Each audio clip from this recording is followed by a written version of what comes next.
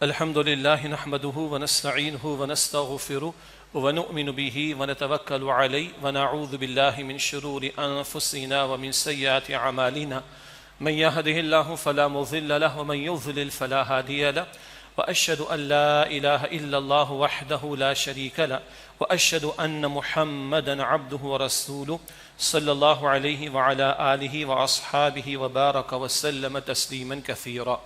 أما بعد فأعوذ بالله من الشيطان الرجيم. بسم الله الرحمن الرحيم. إن المسلمين والمسلمات والمؤمنين والمؤمنات والقانتين والقانتات والصادقين والصادقات والصابرين والصابرين والصابرات والخاشعين والخاشعات والمتصدقين والمتصدقات والصائمين والصائمين والصائمات والحافظين فروجهم والحافظات والذاكرين الله كثيرا والذاكرات أعد الله لهم مغفرة وأجرا عظيما. صدق الله العظيم. اللهم صل على محمد وعلى آل محمد وبارك وسلم. رب اشرح لي صدري ويسر لي أمري واحلل عقدة من لساني يفقهوا قولي واجعل لي وزيرا من أهلي. آمین یا رب العالمین. قرآن حکیم میں سورہ احزاب اور اس کی آیت نمبر 35 کی تلاوت کی گئی. اس مفہوم میں مشہور آیت ہے کہ طویل ہے اور اللہ تعالیٰ نے مردوں اور عورتوں دونوں کی ایک نہیں دو نہیں 10 صفات کا ذکر فرمایا ہے. پس منظر اس طرح ہے کہ ہم اور آپ جانتے ہیں کہ ہر زبان میں جب عام خطاب کا انداز اختیار کیا جاتا ہے تو مذکر کا صیغہ استعمال ہوتا ہے، لیکن اس میں مؤنث یعنی عورتیں بھی شامل ہوتی ہیں خطاب میں. قرآن حکیم میں بھی انداز ہے. اللہ تعالیٰ عموم کے اعتبار سے احکامات عطا فرماتا ہے، جیسے ہے اقیم الصلاۃ، نماز قائم کرو. اب اگر عربی اسلوب میں دیکھیں تو یہ مذکر کا صیغہ ہے، لیکن نماز کا حکم مردوں کے لیے بھی اور نماز کا حکم عورتوں کے لیے بھی ہے.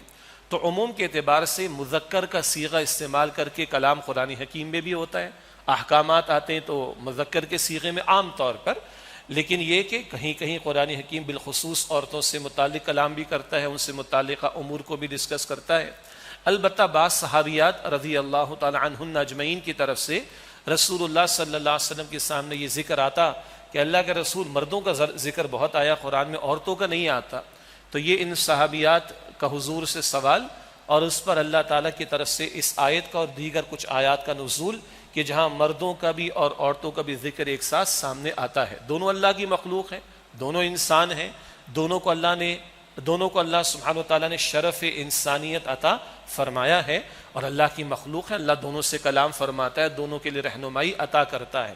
یہ الگ بات ہے کہ ایک بے خدا تہذیب کے پروردہ لوگ ہوں، یا وہ لوگ جو علم وحی کا انکار کرتے ہوں، یا وہ لوگ جو وحی کی تعلیم کو چھوڑ کر خدا کے نہ ماننے والے یا بے خدا تہذیب کے افراد، ان کے ازم اور ان کی فلسفی اور ان کے نظریات سے متاثر ہو کر سوالات بے باک انداز میں کرنا شروع کر دیں تو وہ ان کا مسئلہ ہے. ایمان والوں کا یہ مسئلہ نہیں ہے. ایمان والوں کا مسئلہ ہے کہ وہ خالق کائنات کو مانتے ہیں، محمد مصطفیٰ صلی اللہ علیہ وسلم کو مانتے ہیں اور ان کی تعلیمات کے ماننے والے ہیں. تو ان کو اسی وحی کی عینک کی روشنی میں ان معاملات کو دیکھنے کی ضرورت ہے. بہرحال یہ تو پس منظر کہ جب یہ صحابیات کی طرف سے بات آئی تو اللہ کے رسول مکرم صلی اللہ علیہ وسلم پر اللہ تعالیٰ نے یہ آیت نازل فرما دی جس میں ایک نہیں دو نہیں 10 صفات کا ذکر اس مقام پر آیا. اس سے یہ بھی ایک بات معلوم ہوتی ہے کہ اللہ تعالیٰ ہمیں کیسا دیکھنا چاہتا ہے، مسلمان مرد کو بھی مسلمان عورت کو بھی کیسا دیکھنا چاہتا ہے. تو اللہ تعالیٰ اپنے محبوب بندوں کی صفات کا ذکر جا بجا فرماتا ہے کئی مقامات پر. ان میں سے ایک مقام یہ بھی ہے کہ اللہ ہمارے اندر کیسی صفات کو دیکھنا چاہتا ہے. وہ صفات بھی اس مقام پر آ رہی. خیر ان کی تفصیل کا موقع نہیں، البتہ کیونکہ اس سوال بعض صحابیات کی طرف سے آیا، اللہ تعالیٰ نے اس مقام پر یہ آیت کریمہ عطا فرمائی. اور قرآن حکیم اور احادیث مبارکہ میں عورتوں کے تناظر میں ہدایات اور بھی ہیں، کچھ کا اشارتاً تذکر آگے آئے گا انشاءاللہ. آئیے اس آیت کا ترجمہ کرتے ہیں اور تھوڑی سی وضاحت بھی. سورہ احزاب اور یہ 22ویں پارے کا آغاز اور اس کی آیت نمبر ہے 35. ارشاد ہوا ان المسلمین والمسلمات، بے شک مسلمان مرد اور مسلمان عورتیں. مسلم کون ہوتا ہے؟ جو اپنے آپ کو جھکا دے، اپنے آپ کو بچھا دے، اپنے آپ کو سرنڈر کر دے اللہ کے سامنے. اور اسلام کیا ہے؟ ادخلوا فی السلم کافہ، سورہ البقرہ آیت نمبر 208 میں پورے کے پورے اسلام میں داخل ہو جاؤ. اب یہ پورے کا پورا اسلام ہے، وہ اپنی جگہ ایک تقاضا ہے، اور کبھی یہ ایک ہی تقاضا پوری زندگی پر بھاری ہوتا ہے. سورہ آل عمران آیت نمبر 102 کے آخر میں آیا وَلَا تَمُوتُنَّ إِلَّا وَأَنْتُمْ مسلمون، مرتے دم تک مسلم رہنا. تو یہ مسلم رہنے والا مطالبہ مرد سے بھی ہے اور عورت سے بھی، اور یہ زندگی کے ہر گوشے میں اور ہر موقع پر ہے. بہرحال فرمایا کہ ان المسلمین والمسلمات، بے شک مسلمان مرد اور مسلمان عورتیں، والمؤمنین والمؤمنات، اور مؤمن مرد اور مؤمن عورتیں. اللہ تعالیٰ ان کو علیحدہ علیحدہ بھی بیان فرماتا ہے، گو کہ جو مسلم ہے وہ مومن ہوگا، جو مومن ہے وہ مسلم بھی ہوگا. ابراہیم علیہ السلام سے بڑھ کر کون مومن ہوگا؟ مگر ان کے لیے حنیفا مسلمہ کے الفاظ آئے، یکسو ہو جانے والے مسلم تھے. تو اسلام اور ایمان، مسلم اور مومن ایک دوسرے کے ہم معنی کے طور پر، سنونم کے طور پر بھی استعمال ہوتے ہیں، مگر کہیں کہیں فرق بھی کیا گیا. سورہ الحجرات کا مطالعہ کرتے ہیں، کچھ لوگ ایمان کا دعویٰ کرنے کے لیے آ گئے، بلکہ ایمان کا دعویٰ کرنے لگے. اللہ تعالیٰ فرماتا ہے کہ نہیں، قل لم تؤمنوا، اے نبی علیہ السلام فرما دیجئے لوگو تم ایمان نہیں لائے ہو، ولیکن قولوا اسلمنا، ہاں یوں کہو ہم اسلام لائے ہیں. ولما يدخل الایمان فی قلوبکم، ابھی تو ایمان تمہارے دلوں میں داخل بھی نہیں ہوا. تو ایمان کچھ اور ہوا، اسلام کچھ اور ہوا. ایک فرق سورہ حجرات کی ان آیات میں آیت نمبر 14 اور 15 کے ذیل میں آتا ہے. سادہ انداز سے ہم جانتے بھی ہیں، اقرار باللسان ایک ہے اور تصدیق بالقلب دوسری بات ہے. زبان کا اقرار ایک شے ہے، دل کی تصدیق دوسری بات ہے. وربل افرمیشن ایک شے ہے، ہارٹ فیلٹ ٹیسٹیفیکیشن کسی اور شے کا نام ہے. زبانی اقرار کے ساتھ مسلمان بے نمازی بھی نظر آتے ہیں، سود خوری بھی کرتے نظر آتے ہیں، اور بھی برے کام کرتے ہوئے دکھاتے ہیں نظر آتے ہیں. لیکن دل میں اگر ایمان ہو تو پھر اللہ کے رسول علیہ السلام فرماتے ہیں کوئی شخص حالت ایمان میں چوری نہیں کرتا، حالت ایمان میں زنا نہیں کرتا، حالت ایمان میں شراب نہیں پیتا. ایمان واقعتاً دل میں ہوگا تو عمل بھی سیدھا ہوتا چلا جائے گا. تو یہ فرق بھی دیگر مواقع پر ہمارے ذکر میں بات آتی ہے کہ بہرحال مسلم اور مومن ہم معنی کے طور پر بھی استعمال ہوتا ہے اکثر، لیکن اسلام اور ایمان میں فرق بھی کیا گیا ہے. سادہ الفاظ میں ایک اقرار کا نام ہے اور ایک تصدیق بالقلب، دل کی تصدیق کا نام ہے. تو فرمایا دوسری بات والمؤمنین والمؤمنات، اور مومن مرد اور مومن عورتیں. تیسری بات والقانتین والقانتات، اور فرما برداری اختیار کرنے والے مرد اور فرما برداری اختیار کرنے والی عورتیں. بالکل برابر کی بات ہے. مسلمان مرد ہے، اس نے بھی اللہ کی فرما برداری اختیار کرنی، مسلمان عورت ہے، اس نے بھی اللہ تعالیٰ کی فرما برداری اختیار کرنی ہے. یہ میدان ہے دونوں کے لیے بالکل کھلا. محنت کرنا، ایمان کے تقاضوں پر عمل کرنا، اپنے رب کو راضی کرنے کی کوشش کرنا، آخرت کی کامیابی کے لیے محنت کرنا، اسٹرگل کرنا، یہ میدان دونوں کے لیے کھلا. اور عین ممکن ہے کہیں کوئی عورت بہت سارے مردوں سے زیادہ نیک اور پارسا اور اللہ کی فرما برداری کرنے والی ہو اور آخرت میں وہ بلند درجات کو حاصل کر لے، اور ویسی ورثہ بھی ہو سکتا ہے کہ کوئی مرد آگے نکل جائے. یہ میدان مرد کے لیے بھی کھلا ہے، یہ میدان عورت کے لیے بھی کھلا ہے. محنت کرو. تو تیسری صفت بیان فرمائی والقانتین والقانتات، اور فرما برداری کرنے والے مرد اور فرما برداری کرنے والی عورتیں. چوتھی بات والصادقین والصادقات، اور سچے مرد اور سچی عورتیں. اب یہ اخلاقی میدان بھی ہے، سچ بولنا، جھوٹ سے بچنا، وعدے کو پورا کرنا، امانت کی پاسداری کرنا، غیبت سے بچنا، چغلی لگانے سے بچنا. یہ مردوں سے بھی تقاضا، عورتوں سے بھی. ہر ایک کوشش کرے کہ اس میدان میں وہ رویہ اختیار کرے جو اللہ تعالیٰ کو مطلوب ہے. تو چوتھی بات والصادقین والصادقات، اور سچے مرد اور سچی عورتوں. یہ کتنی بڑی صفت ہے. رسالت مآب صلی اللہ علیہ وسلم کے بارے میں آغاز وحی سے پہلے مشرکین مکہ بھی کیا کہتے تھے؟ الصادق الامین. ہم ان الصادق اور الامین کے امتی و نام لیوائیں. اور آج ہمارے رویوں میں سچ کتنا اوپر اور کتنا نیچے ہم سب کو پتہ ہے، جھوٹ کتنا اوپر ہے کتنا نیچے ہم سب کو پتہ ہے. اور کل قیامت کا دن ہوگا. سورۃ المائدہ کی سیکنڈ لاسٹ آیت نمبر 119، یوم ینفع الصادقین صدقہم. وہ قیامت کے دن ہوگا جب سچوں کو ان کا سچ نفع دے گا. آج تو جھوٹ آرٹ ہے نا. گھر پہ دروازہ ناک ہوتا ہے، بچہ ہوشیار ہو چکا ہے، باپ گھر میں موجود ہے، اس کو ہوشیار بنا دیا گیا ہے. کیا کہتے ہیں وہ؟ ابا گھر پہ نہیں ہے. پورے وثوق کے ساتھ اتنا آرٹ آ گیا. مارکیٹنگ ایڈورٹیزمنٹ اتنا بڑا، آپ کو ہم جناب ڈسکاؤنٹ دیں گے اور اتنے پہ اتنا ملے گا. چھوٹا سا سائڈ میں لکھا ہوتا ہے کیا؟ Conditions apply. وہ 1% آف دا ایڈورٹیزمنٹ اسپیس نہیں ہوتا. کیا ہے یہ؟ آرٹ ہے. جھوٹ بول کر اپنا پروڈکٹ بیچنا, ایسی مارکیٹنگ کرنا. بہرحال ذرا دوسرے پہلو سے بات آ جائے گی کہ بھائی مارکیٹنگ کیا ہے؟ ایک شخص جس کے بال ہی نہیں ہے, جس کو ہم گنجا کہتے ہیں, اس کو بھی کنگھی بیچ دی جائے. یہ ہے مارکیٹنگ, یہ ہے آرٹ.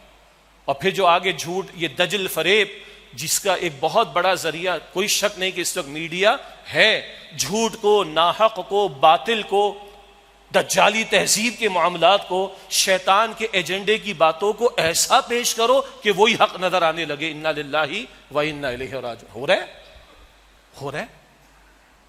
تو بہرحال یہ ہے جو جھوٹ چل رہا ہے اس قدر, تو چھوٹی صفت نہیں ہے صدق اور سچائی اور سچا ہونا. اس پر تو کل کامیابی ملنی ہے کہ یہی سچ ہے جو کل کام آنے والا ہے. سورۃ المائدہ کی سیکنڈ لاسٹ آیت نمبر 119 میں ذکر آیا. بہرحال یہ چوتھی صفت, والصادقین والصادقات, سچے مرد سچی عورتیں, والصابرین والصابرات, اور صبر کرنے والے مرد اور صبر کرنے والی عورتیں. دونوں کے لیے صبر کا تقاضا ہے. آگے رمضان المبارک آیا چاہتا ہے اللہم بلغنا رمضان, اللہ ہمیں رمضان کا مہینہ عطا فرما دے. اس کو تو خود حضور نے فرمایا صلی اللہ علیہ وسلم, وہو شہر الصبر, وہ صبر کا مہینہ ہے ماہ رمضان. والصبر ثوابہ الجنہ, اور صبر کا بدلہ جنت ہی جنت ہے. لیکن جب ماہ رمضان میں داخل ہوں گے تو ایک صبر وہاں بھی بیان ہوگا. روزہ صرف کھانے پینے سے رک جانے کا نام نہیں. جھوٹ ہے, غیبت ہے, بری باتیں ہیں, برا کلام ہے, فلمیں ڈرامے ناچ گانے دیکھ کر ٹائم پاس کرنے والی بات ہے, سوشل میڈیا پر اپنا وقت برباد کرنے والی بات ہے, فضولیات کے اندر مبتلا ہو کر وقت, ان سب سے بھی اپنے آپ کو روکنا یہ بھی صبر ہے. جہاں حلال سے رکنا صبر ہے نا, تو وہاں حرام سے اجتناب تو پوری زندگی کا روزہ ہے. ایک روزہ وہ چند گھنٹوں کا ماہ رمضان میں فرض ہے, ایک روزہ پوری زندگی کا. وہ صبر کیا ہے؟ گناہوں سے اپنے آپ کو روکنا, گناہوں سے اجتناب کرنا, گناہوں سے دور رہنا. یہ پوری زندگی کے روزے کے لیے ماہ رمضان کے روزوں سے ہمیں گزارا جاتا ہے. لعلکم تتقون, سورۃ البقرہ آیت نمبر 183, تاکہ تم میں تقوی پیدا ہو جائے. باقی صبر کے بہت پہلو ہیں. ہمارا خیال ہے بس پیر پہ کانٹا چپ گیا تو صبر کر لو, اس پر بھی ثواب ہے, کوئی شک نہیں. چراغ بجھ گیا, حضور نے پڑھا انا للہ و انا الیہ راجعون صلی اللہ علیہ وسلم, یہ بھی صبر ہے, اس پر بھی اجر ملتا ہے. مگر صبر اللہ کی اطاعت میں آنے والی مشقت کو جھیلنے کا نام بھی ہے. فجر کے لیے اٹھنا ہے, اب راتیں مختصر ہونا شروع ہو گئی ہیں تو اٹھنا تو پڑے گا نا, نیند کی قربانی دینا پڑے گی. یہ اطاعت میں صبر ہے. حرام میں, گناہ میں لذتیں نظر آ رہی ہیں ظاہری طور پر, وقتی طور پر حرام اٹریکٹ کرتا ہے, راتوں رات جو ہے ملینئر بلینئر بن جاؤ, نہ جانے کیا کچھ ہے, لیکن نہیں, حرام ہے. اس حرام سے بچنا, اس سے بچنے کی کوشش کرنا, یہ بھی صبر ہے. اور ایک صبر ہے دنیا سے صبر. کیا مطلب؟ یہ دنیا کھینچتی ہے, اس میں اٹریکشن ہے. سورۃ الکہف کی تلاوت جمعے کے دن اللہ کے نبی صلی اللہ علیہ وسلم تعلیم فرمائی. آیت نمبر 7 میں ذکر آتا ہے انا جعلنا ما علی الارض زینۃ لها لنبلوہم ایہم احسن عملا. زمین پر جو کچھ ہم نے اس کو زینت دی ہے. اللہ کہتا ہے اٹریکشن رکھی ہے, یہ دنیا کھینچتی ہے, لیکن کیوں اس میں زینت رکھی؟ لنبلوہم ایہم احسن عملا, تاکہ ہم ان کا امتحان لیں ان میں سے عمل کے اعتبار سے بہترین کون ہے. اللہ کے حکم پر حرام سے بچنے کے نہیں, نافرمانی سے بچنے کے نہیں, یہ ہے جو ہمارے امتحان لیا جا رہا ہے. تو دنیا میں اٹریکشن تو ہے, دنیا کھینچتی ہے, اور بڑا آج کل زینت نظر آ رہی ہے.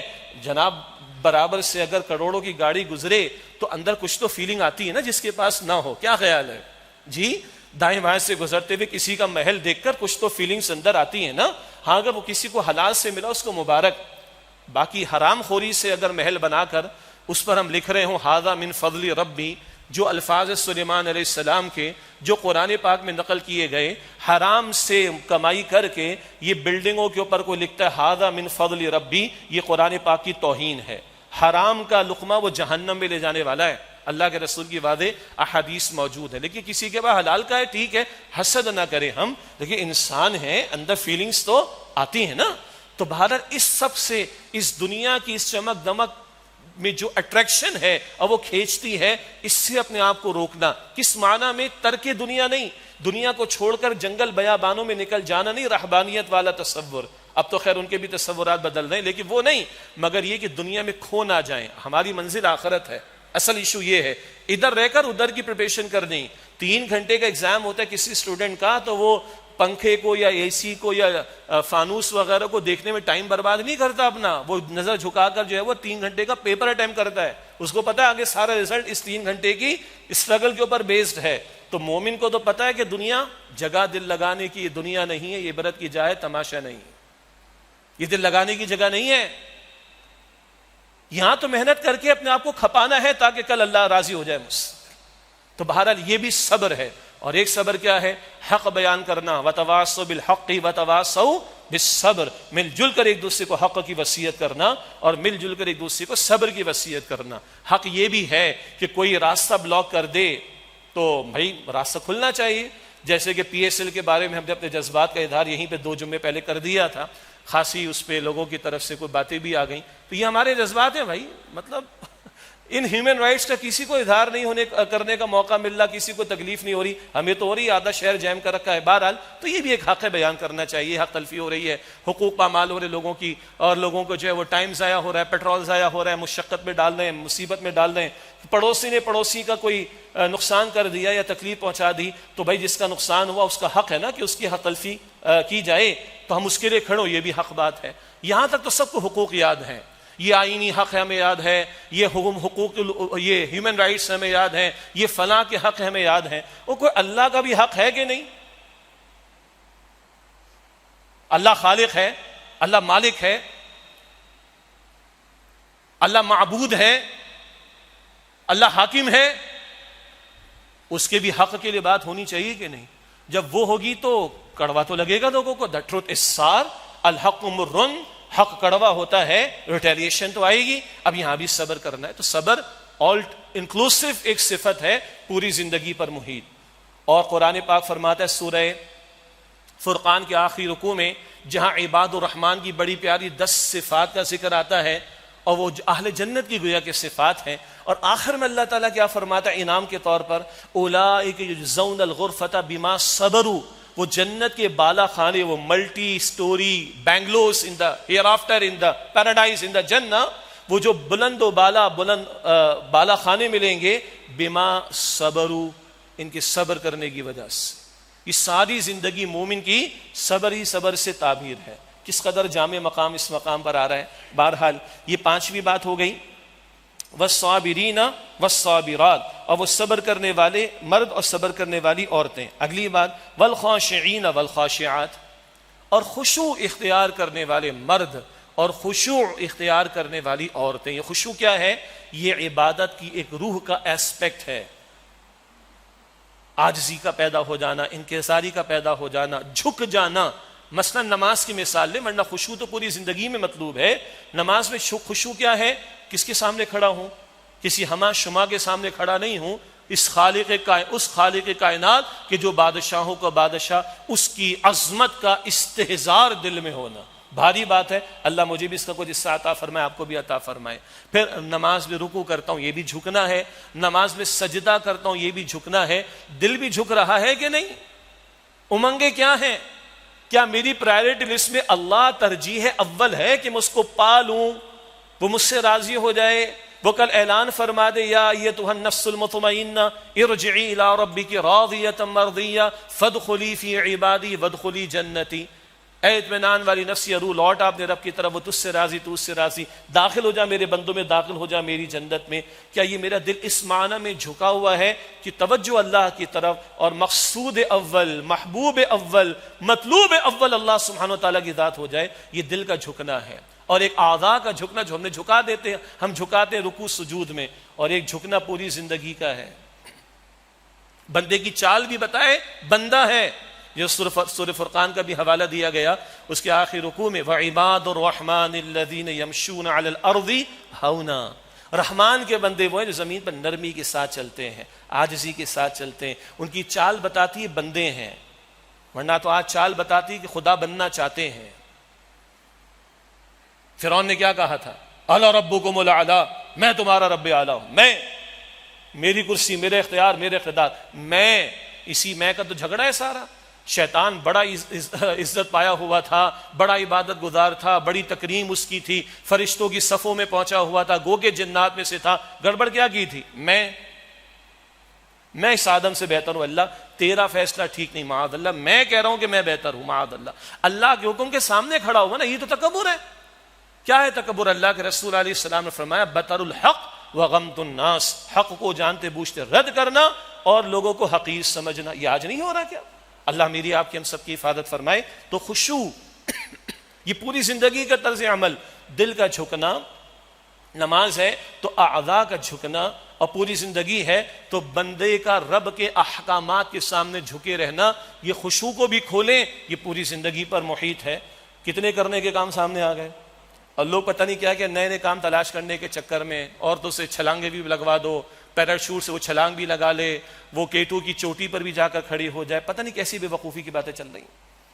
اور کوئی مرد بھی اگر K2 اور اس طرح کی پہاڑیوں میں بیچارہ مشکل میں آ جائے، وہ پوری دنیا کا ہیرو بن جاتا ہے۔ وہ تمہارا دماغ خراب ہے، ٹائم کہاں لگا رہے ہو بھائی؟ تم کہاں ٹائم لگا رہے ہو؟ اس امت کے پاس کوئی نئے ایونیوز تلاش کرنے کا موقع ہے؟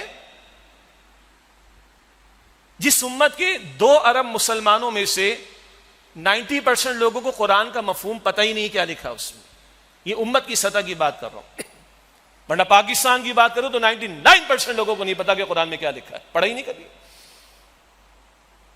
اور 6-7 کم و بیش یا 5.5-6 ارب لوگ ہیں جن تک ابھی کلمہ ہی نہیں پہنچا محمد مصطفیٰ علیہ السلام کا۔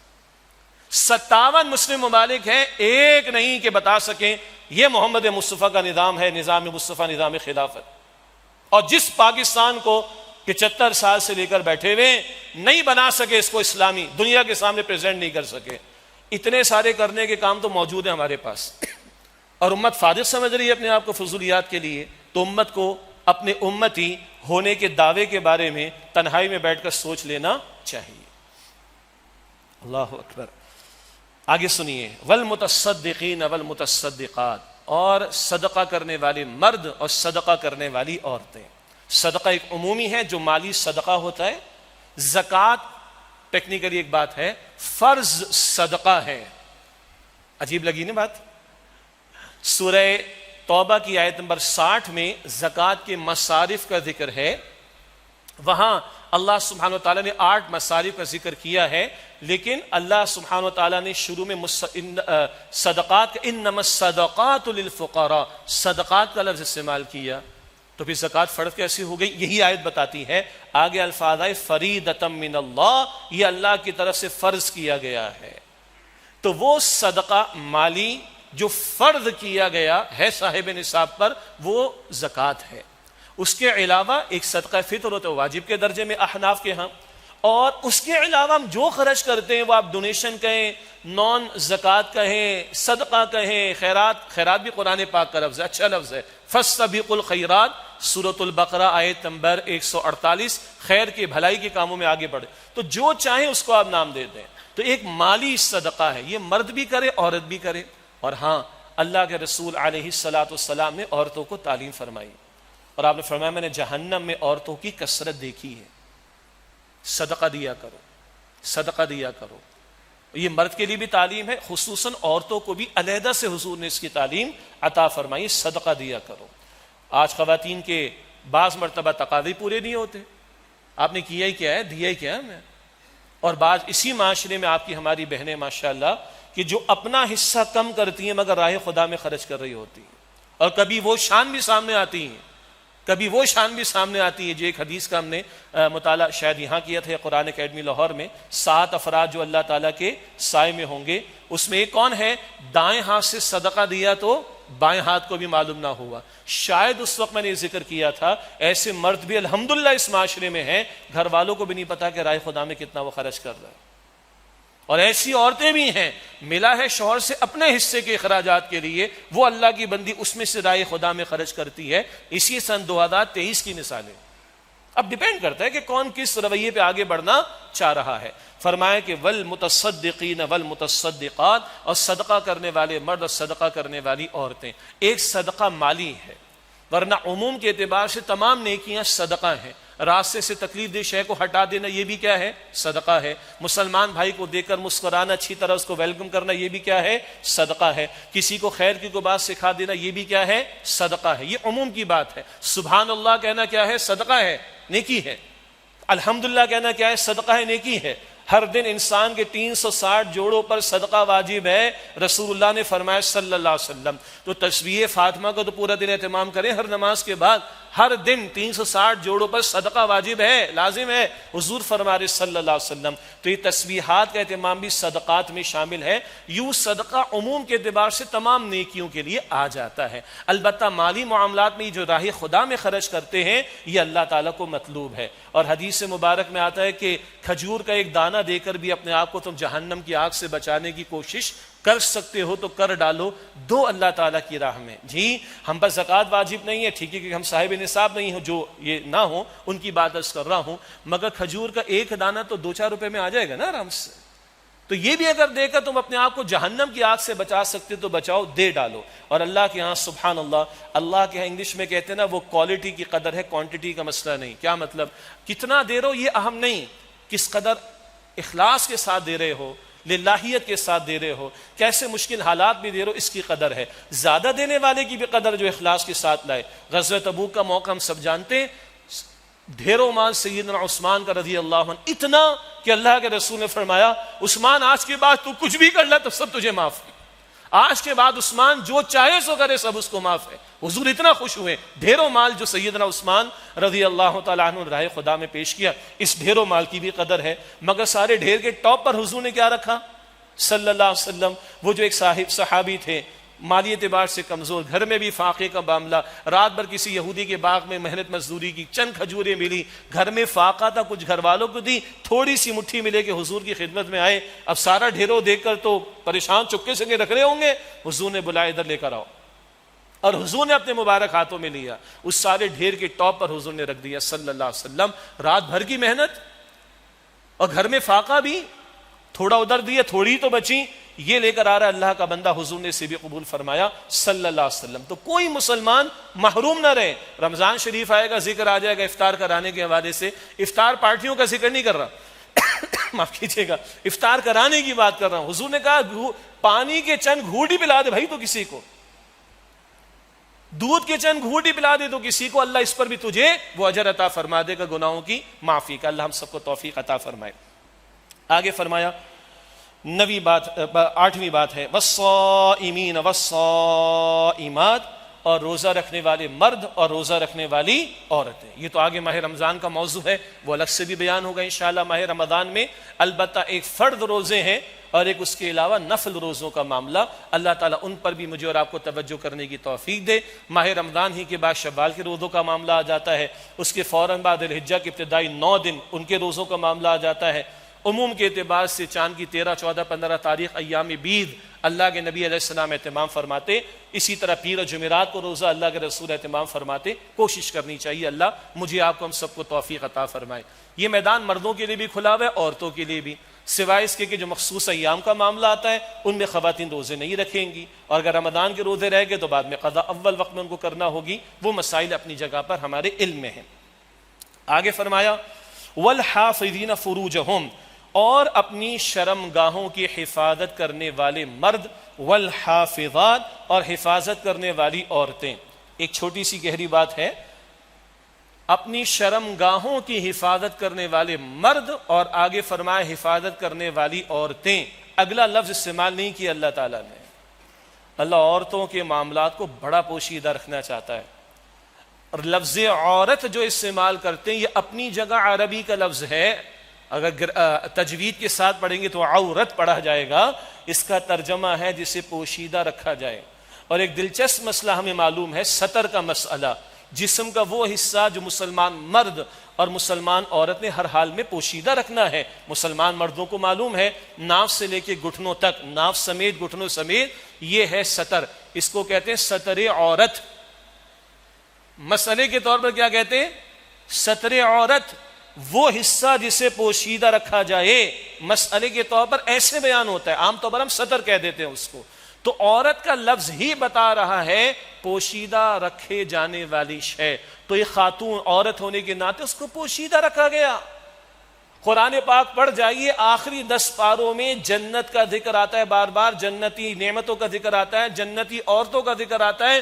جنتی عورتوں کے حسن کو بھی قرآن بیان کرتا ہے، مگر ان کی سیرت کو بھی اللہ تعالیٰ بیان فرماتا ہے، ان کی نگاہوں کے نیچے رہنے کو اللہ تعالیٰ بیان فرماتا ہے، ان کے خیموں میں رہنے کو بیان فرماتا ہے. حور مقصورات فی الخیام قرآن پاک میں ہے نا. چھوڑ دیں عقل پرستوں کو جن کی باتیں آپ کے ہمارے علم میں، اللہ کے کلام سے پوچھیں. حور مقصورات فی الخیام، وہ حوریں کدھر ہوں گی؟ مقصورات، محدود ہوں گی کدھر؟ خیموں میں. البتہ یہ دنیا کے خیمے نہیں ہوں گے. بخاری شریف کی حدیث ہے، ایک ایک خیمہ 60 میل کا ہوگا، رسول اللہ نے فرمایا صلی اللہ علیہ وسلم. کیا امیجن کریں گے؟ ایک خیمہ، کئی ہوں گے، ایک خیمہ بخاری شریف کی حدیث ہے 60 میل کا ہوگا. کیا امیجن کریں گے؟ تبھی تو جنت جنت ہے. جنت میں بھی جا کے دنیا کی نعمتیں ملی تو جنت کہے گی جنت ہے بھائی. جنت تبھی جنت ہے. اللہ کے رسول فرماتے کہ اللہ تعالیٰ فرماتا ہے ما لا عین رأت ولا اذن سمعت ولا خطر علی قلب بشر، نہ کسی آنکھ نے کبھی دیکھا، نہ کسی کان نے کبھی سنا، نہ کسی کے دل میں اس کا خیال بھی کبھی آیا ہوگا. خیر، یہاں شرمگاہوں کی حفاظت، اس کے ذیل میں نکاح کا پاکیزہ بندھن اور اس کا راستہ، اور اس نکاح کے نتیجے میں حضور فرماتے ہیں نوجوانوں تم میں سے جو استطاعت رکھتا ہو نکاح کرے. یہ نگاہ کو نیچا رکھتا ہے، شرمگاہ کی حفاظت کرتا ہے. تو شرمگاہوں کی حفاظت کا اہم اور واحد ذریعہ اس معنی میں کہ وہ بندھن، وہ نکاح کا بندھن ہے، اور اس نکاح کے ذریعے خاندان وجود میں آتا ہے، اس کے ذریعے پاکیزہ رشتے وجود میں آتے ہیں، اس کے ذریعے ایک عورت کو پروٹیکشن ملتی ہے، باپ کی پروٹیکشن ملتی ہے، بھائی کی پروٹیکشن ملتی ہے، شوہر کی پروٹیکشن ملتی ہے. اولاد جوان ہو گئی، شوہر کے بیٹوں کی پروٹیکشن ملتی ہے. نہیں تو چچا، تایا، دادا کی پروٹیکشن، باپ کی طرف سے مرد رشتہ داروں کی پروٹیکشن ملتی ہے. نہیں تو ماں کی طرف سے مرد رشتہ دار، نانا اور ماموں، ان کی پروٹیکشن ملتی. اور نہیں تو پھر اقرب جو ہوں گے، جو قریب رشتہ دار، ان کی پروٹیکشن آئے گی. اللہ اکبر، سبحان اللہ.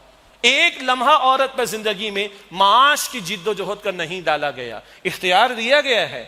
اس کا وراثت میں بھی حصہ ہے، وہ ملکیت میں کوئی شے رکھ بھی سکتی ہے، کوئی حاجت ہو تو کما بھی سکتی ہے، مگر شرعی حدود کا لحاظ رکھتے ہوئے، حجاب اور پردے کے احکامات کا لحاظ رکھتے ہوئے. البتہ عورت پر یہ معاش کی ذمہ داری نہیں ڈالی گئی، اس کو گھر کی ملکہ بنایا گیا ہے. وہ نیپولین کہتا چلا گیا تو مجھے بہترین مائیں دو تو میں بہترین قوم دوں گا. آج ہمارے لبرلز کو، سیکولر مائنڈڈ لوگوں کو، اس بے خدا تہذیب کے پروردہ لوگوں کو نیپولین بھی سمجھ نہیں آ رہا.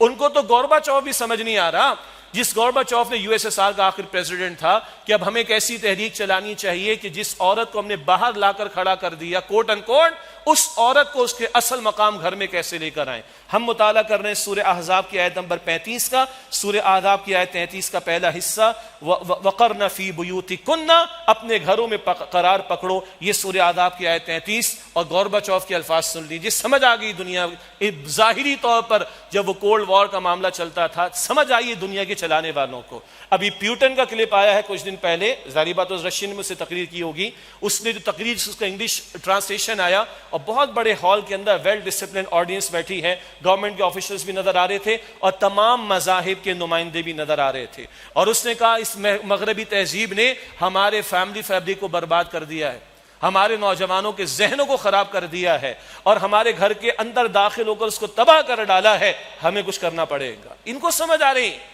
ہیلری کلنٹن کے بڑے آرٹیکلز معروف ہوئے، تہذیب جو تباہی کے دہانے پر کھڑی اس اعتبار سے. اسی لیے بل کلنٹن نے پھر کہا تھا کہ ان قریب ہماری قوم کی عظیم اکثریت ان بچوں پر مشتمل ہوگی those who are born out of wedlock, جو نکاح کے بندھن کے بغیر پیدا ہوتے ہیں. اس کے بعد آ کر بش نے کہا تھا، جس کی اپنی 2 بیٹیوں کے پبلکلی مسائل سامنے آئے تھے، اس نے کہا تھا خدا کے واسطے شادیاں کرو، گھر بساؤ، گھر بچاؤ. اور اس کے بعد باراک حسین اوباما 13 فروری 2015 لائیو اس کا ٹیلی کاسٹ تھا، اور state of the union address میں باراک حسین اوباما نے کہا خدا کے واسطے شادیاں کرو اور گھر بناؤ، گھر بچاؤ. گھر بیسک یونٹ ہے معاشرے کا. گھر مضبوط ہوں گے، معاشرہ مضبوط ہوگا، اور ایک مضبوط معاشرہ، ایک مضبوط امریکہ کی ضرورت. ان کو سمجھ آ رہی ہے؟ اللہ کرے ہمارے ہاں 1% بھی نہیں ہے جو باہر کے پروردہ ہیں، کئی ایک، اور یہ 1% میں سے کچھ اس قوم کی نمائندگی نہیں کر رہے ہیں، لیکن بہرحال آنکھیں کھلنی چاہیے. آپ اور میں وحی کے ماننے والے ہیں، یا تو بن جائیں، کوئی بننا چاہے تو بنے کافر، اور جائے وہ نیو ایئر لائنس بھی انہوں نے شروع کر رکھی ہیں، جاؤ برہنہ ہو کر ایئر لائن کے سفر کرو، جو کرنا ہے کرو، مگر مسلمان ہو اور مسلمانوں کا معاشرہ ہے اور وہاں اسلام کی واضح تعلیمات کو چیلنج کرنے کی بات کی جائے تو ایمان والوں کو کچھ تو ہونا چاہیے. بارہ اللہ حفاظت فرمائے. یہ ایمان والوں کا طرز عمل. والحافظین فروجہم، اور اپنی شرمگاہوں کی حفاظت کرنے والے مرد، والحافظات، اور حفاظت کرنے والی عورتیں. اس ہمارے معاشرے میں ہماری وہ بہنیں بیٹیاں جو اس وقت پردے میں جمعے کا خطاب سن رہی ہیں، نماز میں، یہ بہت بڑا مجاہدہ ہے ان کا. اس دور میں حجاب کا اہتمام کرنا شریعت کا حکم ہے، تفصیلی احکامات ہیں، تفصیل کا بیان کرنے کا موقع نہیں. شرعی پردہ قرآن و حدیث کی روشنی میں بانی تنظیم اسلامی استاد محترم ڈاکٹر اسرار صاحب رحمۃ اللہ علیہ کے خطابات بھی موجود ہیں، اور ہمارے ہاں بک اسٹاک پہ ہمارے ہاں وہ آپ کو تحریری شکل میں بھی مل جائے گا. چہرے کا پردہ ہم قائل ہیں، گو کہ بعض علماء امت کی رائے دوسری بھی ہے، مگر وہ بھی چہرے کے حوالے سے بات کرتے ہیں، باقی سارے جسم کو وہ بھی ڈھانپنے کی بات کرتے ہیں. اتنا تو مان لو سارے، اگر دین کو ماننے کی بات ہے.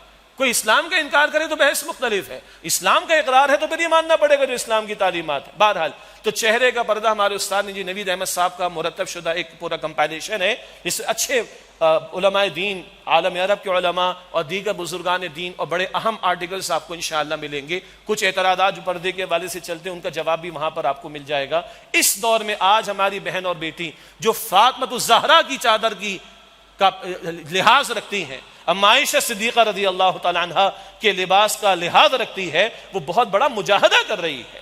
اور ہماری اس قوم کی وہ بہنیں بیٹیاں جن کو اس طرح توجہ نہیں ہو رہی، خدا را غور کریں، خدا را غور کریں. تم محمد مصطفیٰ کی بیٹیاں ہو، تمہاری روحانی نسبت ہے محمد مصطفیٰ صلی اللہ علیہ وآلہ وسلم سے. ذرا اس نسبت سے ان کو بھی سوچنا چاہیے اور امت کے مردوں کو بھی سوچنا چاہیے. کیا ہمارے گھروں کے اندر یہ نقشہ ہے؟ اما عائشہ کا لباس، بی بی فاطمہ الزہرا کی حیا، یہ نقشہ ہمارے گھروں میں ہے. ہماری اپنا نگاہوں کا حفاظت کرنا مردوں کے لیے بھی ضروری، عورت کے لیے بھی ضروری. نکاح کا پاکیزہ بندھن عطا کیا گیا، زنا کے تمام راستوں پر جو ہے وہ پابندی لگائی گئی. عورت کو مستور رکھنا ہے، عورت کو پردے میں رکھنا ہے. باہر نکلے پردے کا لحاظ رکھے، حجاب کا لحاظ رکھے، اپنا ضرورت کا کام پورا کرے، لا حرج، کوئی حرج کی بات نہیں. مگر مغرب سے کچھ مستعار لے کر اور دجالی تہذیب سے کچھ بورو کر کے اگر کچھ کرنے کی کوششیں ہو رہی تو وہاں کے لوگ پریشان ہو گئے. باقاعدہ انگلینڈ میں تو مسائل پیدا ہو گئے کہ عورتوں کو اتنا آزاد کرنے کی باتیں کی جا رہی ہیں کہ مرد بیچارے ٹینشن میں آ گئے. اب مردوں کو اپنے حقوق کے لیے میدان میں آنا پڑ جائے گا، اتنا اوور ایمفیسائز کر دیا گیا. ظاہری بات ہے عقل پر چلیں گے اور فطرت کے تقاضوں کو فراموش کریں گے اور وحی کی تعلیم کو فراموش کریں گے، در بدر کی ٹھوکریں کھائیں گے، اس کے سوا کچھ بھی نہیں. آگے فرمائے آخری اور 10ویں بات، وَالذَّاكِرِينَ اللَّهَ كَثِيرًا، اور کثرت سے اللہ کا ذکر کرنے والے مرد، وَالذَّاكِرَاتِ، اور ذکر کرنے والی عورتیں. اس میں بھی ایک نقطہ بعض تحلیل نے بیان فرمایا، مردوں سے تو کثرت کا تقاضا ہے، عورتیں کم پر بھی ان کو جنت مل جائے گی انشاءاللہ تعالی. کیسے بھلا؟ اللہ کے رسول علیہ السلام کی حدیث ہے، جس عورت سے اس کا شوہر راضی ہو، عورت اپنے شوہر کی فرما بردار تابع دار ہے، ہوم میکر ہے نا، ہوم کو برباد کرنے والی نہیں، میکر ہے، ہوم بنانے والی، گھر بنانے والی. جس عورت سے اس کا شوہر راضی ہو جائے، اللہ اس عورت کو، اس بیوی کو یہ اختیار دے گا کل کہ جنت کے جس دروازے سے چاہے داخل ہو جائے. ہمارے محدود علم میں کوئی ایسی حدیث مردوں کے بارے میں نہیں ہے، انہیں محنت زیادہ کرنی. عورت کے لیے زندگی آسان، سبحان اللہ. مرد کتابیں رکھا گیا ہے، الرجال قوامون علی النساء، اللہ کا کلام کہتا ہے. کوئی مولوی کی بات کہے کہ اس کو ٹھکرا رہا ہے، معاذ اللہ وہ قرآن کی بات کو ٹھکرا رہا ہے. کوئی ان باتوں کا انکار کر رہا ہے تو وہ قرآن کا انکار کر رہا ہے، اللہ کا انکار کر رہا ہے. ان باتوں کو لے کر اسلام کے ماننے والوں پر انگلیاں اٹھا رہا ہے، وہ اسلام کا انکار کر رہا ہے، اپنے ایمان کی خیر منائے. الرجال قوامون علی النساء، سورہ نساء کی آیت 34 ہے. مردوں کو قوام بنایا گیا عورت پر، تابع رکھا گیا عورت کے. لیکن اگر وہ بیوی اپنے اس رول کو پوری طرح ادا کرتی ہے ایک ماں، ایک بیوی ہونے کے ناطے، تو اللہ کا دین کے، اللہ کے رسول فرماتے جنت کے جس دروازے سے چاہے داخل ہو جائے. ماں کا رول کتنا بڑا اہم ہے. ہم نے تو عورت کو باہر نکالنے کی باتیں کر ڈالی تو بچے کہاں جائیں گے؟ وہ گوگل کے پاس جائیں گے، پھر وہ سوشل میڈیا والی باتیں کریں گے، معاذ اللہ. لیکن اللہ کے رسول فرماتے ہیں، پوچھا گیا یا رسول اللہ میرے حسن سلوک کا سب سے بڑھ کر مستحق کون؟ تمہاری ماں، پھر تمہاری ماں، پھر تمہاری ماں، پھر کون؟ باپ. اتھارٹی میں مرد کو اوپر رکھا, حسن سلوک میں ماں کے رول میں عورت کو اوپر رکھا. سبحان اللہ. 3 بیٹیوں کی پرورش کرے, 2 بیٹیوں کی پرورش کرے, اور ان کے پیدا ہونے پر منہ نہ بنائے, اور لڑکوں کو ان پر ترجیح نہ دے, اور ان کی ذمہ داری پوری کرے. رسول اللہ فرماتے ہیں ایسے شخص کو میں اور وہ جنت میں ساتھ ہوں گے. اور رسول اللہ علیہ السلام نے اپنا مبارک ہاتھ اس کی 2 مبارک انگلیاں ملا کر بتایا کہ ایسے میرے ساتھ ہوں گے. حضور فرما رہے ہیں عورت کی تکریم, اگر اجازت ہوتی ترجیح دینے کی تو میں بیٹیوں کو ترجیح دیتا بیٹوں پر, مگر اجازت نہیں. یہاں مساوات ہے, برابر کا معاملہ. اگر اجازت ہوتی میں بیٹیوں کو ترجیح دیتا. اور ہم نے 2 بیٹیوں کی حدیثیں تو سنی ہیں, بہنوں کی بھی سن لیں. احادیث میں ذکر ہے 3 بہنوں کی کفالت کرنے والا, 3 خالاؤں کی کفالت کرنے والا, 3 پھپھیوں کی کفالت کرنے والا. حضور فرماتے میں اور وہ جنت میں ساتھ ہوں گے. کیا تکریم ہے. باقی اور بہت ساری باتیں ہو سکتی ہیں. اور جو ظلم ہوتا ہے ہم کنڈیم کرتے ہیں. اگر عورتوں اور بیٹیوں کو, بیویوں کو, بیوہ عورت کو اگر وراثت میں حصہ نہیں دیتے, یہ حرام کام ہے. ہم نے بار بار اس پر بات کی ہے. ونی اور کاروکاری کے رسموں کے نتیجے میں یہ وڈیرے جاگیردار عورتوں پر ظلم و ستم کرتے ہیں, ان کے خلاف ایکشن ہونا چاہیے. 3 طلاقوں کا مسئلہ معروف ہے, وہ آرا ہم سب کے علم میں, لیکن سیدنا عمر رضی اللہ تعالیٰ نے جب 3 طلاقوں کو نافذ کروایا تو کوڑے بھی لگواتے تھے. ہم نے کہا تھا جنرل مشرف کے دور میں, اور تمام علماء نے کہا تھا کہ سزا دو ان لوگوں کو جو 3 طلاق ایک وقت میں دے کر گھرانوں کو برباد کرتے ہیں. کوئی قانون سازی اس پر نہیں ہوئی.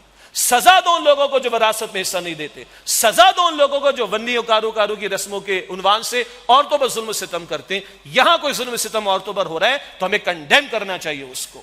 اور مردوں کو بھی کہا گیا اتقوا اللہ فی نسائکم, اپنی بیویوں کے بارے میں اللہ تعالیٰ سے ڈرنا. تو مردوں نے اللہ کو جواب دینا ہے, یہ ہم بیان کریں گے. لیکن عورت کو آزادی کے نام پر کھلواڑ بنایا جائے, اشتہاری کھلونا بنایا جائے, اس کو اٹھا کر بل بورڈ پہ تھوپ دیا جائے, اور اس کو آزادی کے نام پر جو ہے وہ اسلام کے خلاف استعمال کیا جائے, اس کو بھی اتنا ہی ہم کنڈیم کریں گے اور کرنا چاہیے جتنا کہ اگر عورت کا حق مارا جا رہا ہے اور اس کے ساتھ زیادتی ہو رہی ہے تو اس کو بھی کنڈیم کرنا چاہیے. آخر میں فرمایا والذاکرین اللہ کثیرا والذاکرات, اور کثرت سے اللہ تعالیٰ کا ذکر کرنے والے مرد اور عورتیں. اعد اللہ لہم مغفرۃ واجرا عظیما, اللہ سبحانہ وتعالیٰ نے ان کے لیے مغفرت اور اجر عظیم تیار کر رکھا ہے. اللہ تعالیٰ اپنے دین کی تعلیمات پر ہمیں مزید یقین اور عمل کی توفیق دے. اور یہ 10 صفات آج ہم نے سمجھی کچھ درجے میں, اللہ تعالیٰ ہم سب کو عمل کرنے کی توفیق عطا فرمائے. وآخر دعوانا ان الحمد للہ رب العالمین.